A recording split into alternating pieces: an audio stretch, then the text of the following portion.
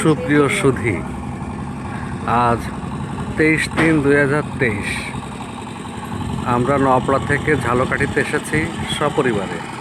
সাথে আছে আমার স্ত্রী, কন্যা এবং 2 ছেলে। এসে হঠাৎ করেই পরিকল্পনা আমরা লঞ্চে করে বরিশাল যাব, এবং যে কথা সেই কাজ। এমভি ফারজান 3তলা একটা লঞ্চ ঝালকাঠি এসে পেয়ে গেছি। 6টার সময় লঞ্চটা ঝালকাঠি থেকে ছাড়ছে। এখন আমরা চলন্ত লঞ্চেই বসে আছি। সুশীতল বাতাস গায়ে পরশ দিচ্ছে, এক অন্যরকম অনুভূতি।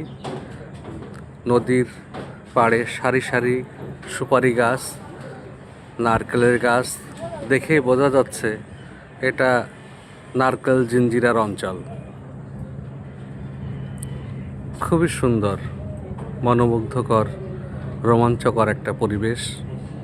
খুবই ভালো লাগছে। লঞ্চের পরিবেশটাও খুব সুন্দর, পরিষ্কার পরিচ্ছন্ন। মুসল্লিরা নামাজ পড়বেন।